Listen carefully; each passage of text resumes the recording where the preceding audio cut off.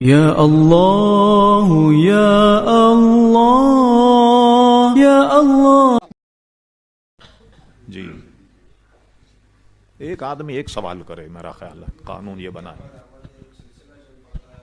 ہاں لے لیں تاکہ ریکارڈ ہو جائے آپ کی آواز۔ جی اب ربیع الشریف کی آمد ایک سلسلہ چل پڑتا ہے کہ کیا صحابہ اکرام کے زمانے میں یہ میلاد شریف منایا گیا، اور آپ جو یہ سجاوٹ وغیرہ کرتے جھنڈے ونڈے لگاتے ہیں، تو اس سے بہتر ہے کسی غریب بیٹی کی شادی کرا دی جائے تو یہ ہوگا اس سلسلے میں۔ چلیے بیٹھیے، آپ تشریف رکھیے۔ ماشاءاللہ،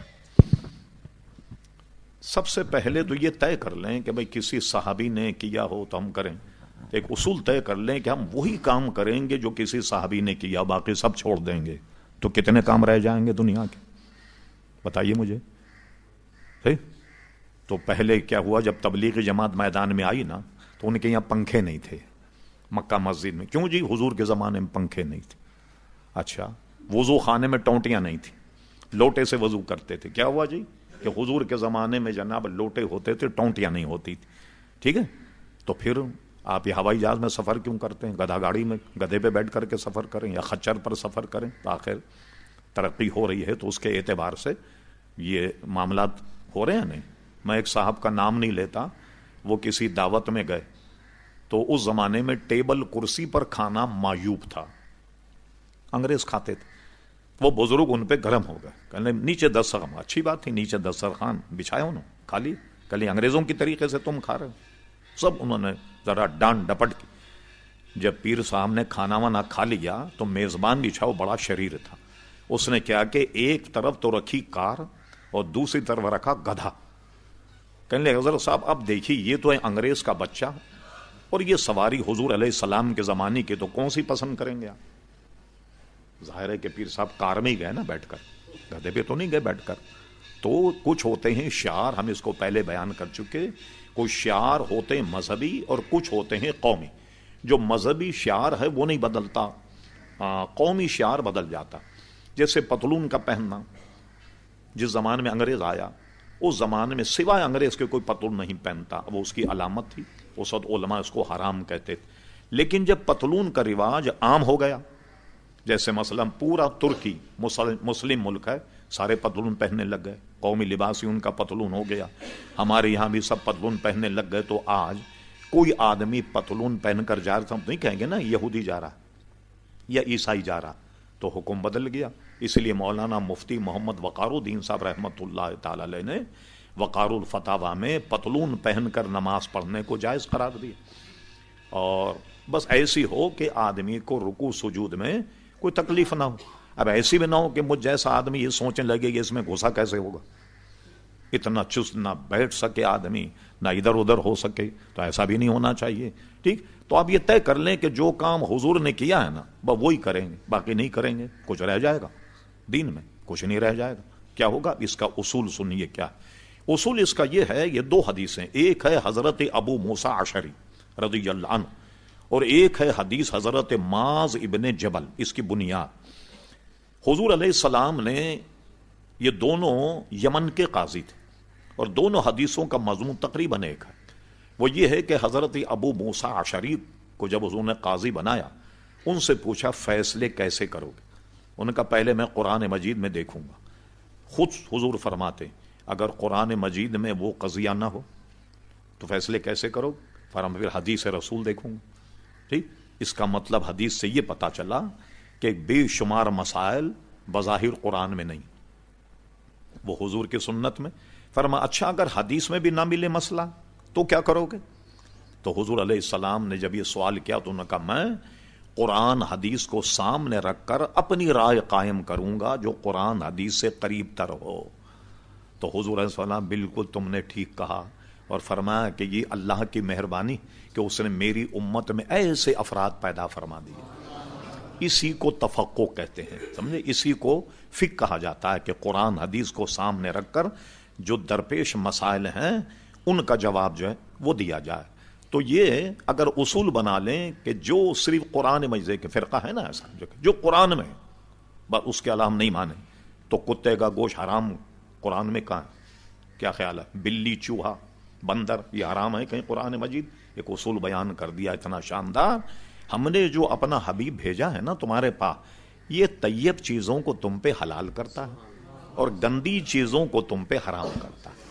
اور کتاب الاعتصام مشکا شریف میں یہ میرا حرام کیا ہوا بھی حضور فرماتے ویسا ہی حرام ہے جیسے اللہ کا حرام کیا ہوا۔ ٹھیک ہے، اللہ کے نائب ہیں نا، اطیع اللہ اطیع الرسول۔ تو اب آئیے، تو آپ کہیں جی صحابہ نے تو یہ نہیں کیا تھا۔ اچھا، اب میں آپ سے پوچھوں بنیاد، یہ محفل میلاد میں ہوتا کیا ہے؟ ذرا آپ ہی کے منہ سے میں سنوں، کیا ہوتا ہے صاحب جی؟ حمد و ثنا ہوتی ہے نا۔ اچھا، حضور علیہ السلام نے حضرت حسان ابن ثابت کو ممبر شریف پر بٹھایا اور دعا کی اللہ تعالیٰ روح القدس کے ذریعے ان کی مدد فرما۔ ایک حدیث میں کہ حسان اپنے کلام کو سناؤ، اللہ تمہارے منہ کو نیچا نہ دکھائے، اور وہ حضور کی نعت سناتے۔ تو اگر یہ نعت سنانا میلاد ہے تو یہ تو حضور کے زمانے میں ہوتا تھا، اور صحابہ کرام علیہم رضوان تو حضور کا ذکر و اذکار کرتے تھے۔ تو میلاد میں اگر حضور کا ذکر و اذکار ہوتا ہے، یہ بھی تو محفل میلاد۔ اب آپ کہتے ہیں جی جلوس نکالنا، جب حضور علیہ السلام مدینہ شریف گئے، چند دن آپ نے قباء شریف میں قیام فرمایا۔ یہ حدیثوں میں، تفسیروں میں، سیرت کی کتابوں میں نہایت ہی وضاحت کے ساتھ یہ واقعہ موجود۔ اہل مدینہ جہاں سے قافلے آتے ہیں نا قباء سے، اس کے راستے میں کھڑے ہوتے، انتظار کرتے۔ جب سورج غروب ہو جاتا تو فرماتے نہیں آئے، اپنے گھر چلے جاتے۔ تو جس دن حضور علیہ السلام تشریف لائے تو اہل مدینہ نے پورا جلوس نکال کر حضور کا استقبال کیا، اور چھوٹی بچیاں جو ہیں انہوں نے وہ نعت پڑھی، طلع البدر علینا، یہ والی نعت انہوں نے پڑھی۔ تو حضور علیہ السلام کا استقبال تو انہوں نے جلوس سے کیا۔ ایک بات یہ جو احمق کہتے ہیں نا کہ صاحب وہ تو پوری صحاح ستہ میں دکھائیے کہ جلوس یہ میلاد النبی، ٹھیک، اب صحاح ستہ کسی نے پڑھی نہ ہو تو اس کو کیا دکھایا جائے؟ کسی شخص نے خوب کہا تھا کسی زمانے مولانا لہجے میں کہ علم سیکھا پر دینداری نہ آئی، بخار آ گیا مگر بخاری نہیں آئی۔ صحاح ستہ کی کتاب ہے مشکا شریف۔ مشکا شریف میں علامہ امام ترمذی نے حضور کی سیرت پر ایک باب باندھا، جو کہتے ہیں نا کہیں نشان نہیں، آپ کو تعجب ہوگا، اس باب کا نام صاحب مشکات نے میلاد النبی رکھا۔ ترمذی شریف میں باب ہے اس معاملے پر کہ میلاد النبی، اس کے بعد حضور علیہ السلام کی سیرت پر انہوں نے کلام کیا۔ ٹھیک ہے، تو آپ یہ دیکھیے کہ وہ لوگ کہتے ہیں جی اس کا کہیں ثبوت نہیں، بالکل احمق لوگ ہیں۔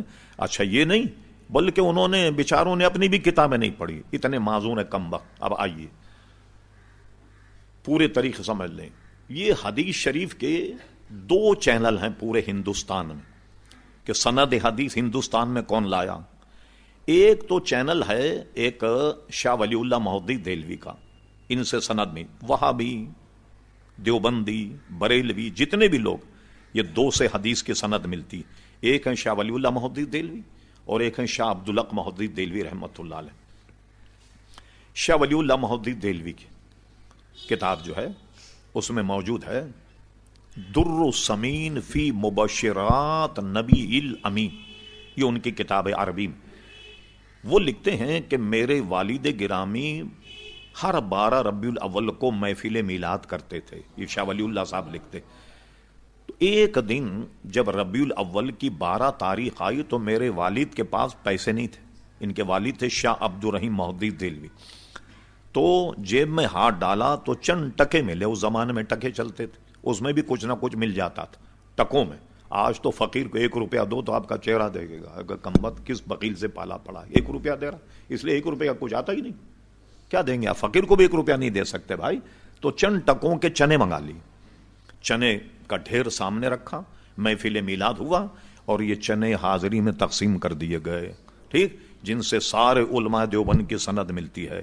شاہ ولی کتاب بھی میرے پاس موجود ہے۔ شاہ ولی اللہ صاحب لکھتے ہیں میں نے اپنے والد سے سنا اسی رات حضور علیہ السلام کی زیارت ہوئی اور وہ چنے کی ڈھیری حضور کے سامنے رکھی ہوئی تھی اور آپ اس پر تحسین فرما رہے تھے، آپ اس پہ خوشی کا اظہار فرما رہے تھے۔ یہ تو شاہ ولی اللہ نے لکھا، محدث دہلوی صاحب نے۔ اب آئیے دوسرا چینل، آئیے دوسری سند ہے شاہ عبدالحق محدث دہلوی رحمۃ اللہ علیہ۔ یہ آج کل کے بزرگ نہیں، شاہ عبدالحق محدث دہلوی رحمۃ اللہ علیہ کا وصال ہوا ہے دہلی میں 1052 ہجری میں۔ الحمدللہ میں 2 مرتبے دہلی گیا اور بسیار تلاش میں نے ان کے مزار پر جا کر فاتحہ پڑھی. افسوس تو مجھے یہ ہوا کہ اتنا بڑا محدث اور اس کے سارے کارناموں کو لوگوں نے فراموش کر دیا. پوری دہلی میں اچھے بھلے دیندار آدمی سے میں پوچھ رہا ہوں شاہ عبدالحق مہدی دہلی کا مزار کہاں ہے تو کسی کو پتا نہیں، کسی کو پتا نہیں. پھر میں بریلی شریف جب گیا، وہاں کے بہت بڑے مفتی تھے قاضی عبدالرحیم صاحب، 3-4 دن پہلے انتقال ہوا، 3-4 سال یا 2 سال پہلے، اللہ غریق رحمت فرمائے. پورے ہندوستان کے بہت بڑے مفتی، میں ان کے پاس جب گیا تو ان سے میں نے پوچھا، پھر انہوں نے مجھے پورا بتایا. پھر جب میں دہلی گیا تو میں مہرولی کو طے کر کے شمسی تالاب میں پانی نہیں ہے، شمسی تالاب کو عبور کرنے کے بعد جنگل میں شاہ عبدالحق مہدی دہلوی کا مزار. شمسی تالاب کی دہلی میں ایک تاریخی حیثیت یہ ہے، کسی اہل دل، کسی بزرگ نے اس شمسی تالاب پر خواب میں حضور علیہ السلام کو وضو کرتے ہوئے دیکھا تھا، اس لیے اس کی تاریخی حیثیت ہے. شمسی تالاب کو عبور کر کے گئے تو جب دیکھا تو افسوس ہوا کہ گرد و غبار ہے. کسی زمانے میں عالی شان مقبرہ تھا لیکن اس کے بعد وہ منہدم ہو گیا، دیواریں بھی پختہ نہیں. پھر اس کے بعد دوبارہ جب میں غالباً شاید 91 یا 92 میں گیا تو کسی صاحب نے وہاں اچھا سفیدی اور مرمت کر کے صفائی ستھرائی کا انتظام کیا ہوگا. تو شاہ عبدالحق مہدی دہلوی کا میں نے ذرا سا تعارف کرا دیا. ان کی کتاب ہے اخبار الاخیار. کہتے نا جادو وہ جو سر چڑھ کے بولے، ورنہ جادو کیا. اخبار الاخیار فارسی زبان میں ہے اور اس کو چھاپا ہے مدینہ پبلشنگ، جو ایم اے جناح روڈ پہ اب بھی موجود ہے.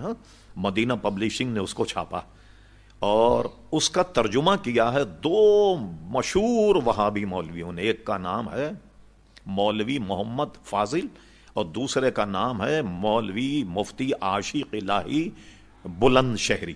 ان دونوں نے اس کا ترجمہ کیا اخبار الاخیار. یہ مدینہ پبلشنگ سے چھپی. اس کا صفحہ نمبر 624 پر یہ عبارت موجود ہے. شاہ عبدالحق مہدی دہلوی نے جو جن جگہ گئے بڑا کمال کیا، سارے بزرگوں کے واقعات لکھے. اگر 4 سطر میں واقعات ملے تو 4 سطر ہی لکھ دیا فلاں بزرگ اس میں پیدا ہوئے، اتنے سن میں ان کی وفات ہوئی. سب پر جہاں گئے، جس میں لاہور کے، ملتان کے، دہلی کے، جہاں بھی آپ گئے، پورا ذخیرہ ہے ایک اخبار الاخیار. آخری میں انہوں نے اپنے حالات بھی لکھے کہ میں عبدالحق کون ہوں، میرے والد کا نام سیف الرحمان ہے، ہم ترکی النسل ہیں، بخارا سے ہندوستان میں منتقل ہوئے اور یہاں جب میں پڑھتا تھا تو سب اپنے واقعات لکھے کہ سبق میں اتنا منہمک رہتا تھا، جھکا کر کے جب پڑھتا تو کئی دفعے چراغ سے میرے بال جل گئے، آگ لگ گئی میرے سر میں وغیرہ. میں اتنا اپنے سبق میں منہمک رہتا. سارے واقعات لکھنے کے بعد آخری میں اللہ کی بارگاہ میں التجا کرتے، کہتے ہیں اے اللہ تبارک و تعالی، عبدالحق کے پاس کوئی عمل ایسا نہیں جو تیری دربار میں پیش کرنے کے لائق سمجھے. یہ ان کی عاجزی ہے. کوئی عمل ایسا نہیں، اس لیے کہ ہر عمل میں فساد نیت رہا. یہ ان کی عاجزی انکساری. مگر ایک عمل میرا ایسا ہے جو یقیناً تیری بارگاہ میں قبول ہوگا، وہ کبھی بھی رد نہیں ہوگا. حالانکہ شاہ عبدالحق مہدی دہلوی اتنے بڑے محدث ہیں، یہ لکھ سکتے تھے. جب میں ہندوستان آیا تو مسلمانوں کی زبان فارسی تھی، تو میں نے مشکات شریف کی بڑی ضخیم شرح لکھی، اشرۃ اللمات فی شرح مشکات، یہ زبان فارسی میں. اسی طرح فارسی میں کئی کتابیں، مثلا اس زمانے میں فارسی میں حضور کی سیرت پر کوئی کتاب نہیں، بڑے ضخیم 2 جلدیں مدارج النبوت کے نام سے فارسی میں شاہ عبدالحق مہدی دہلوی نے لکھی. آدمی جب کوئی کام کرتا ہے تو یہ سوچتا ہے کہ بھئی یہ ذخیرہ میں قیامت کے لے جا رہا ہوں. کہتے اللہ تعالیٰ میں نے جو حدیث پر کتابیں لکھی ہیں وہ میں تیرے دربار میں پیش کرتا ہوں جو میری نجات کا ذریعہ ہو جائے. میں نے بزرگوں کی سیرت پر اخبار الاخیار لکھی، یہ قبول فرما لی، یہ ذریعہ نجات ہو جائے. کچھ اور پیش کرتے، مشکات شریف کی شرح پیش کرتے، کچھ نہیں. انہوں نے کہا میرے پاس تو نجات کا کوئی ذریعہ نہیں، ہر عمل میں فساد نیت رہا.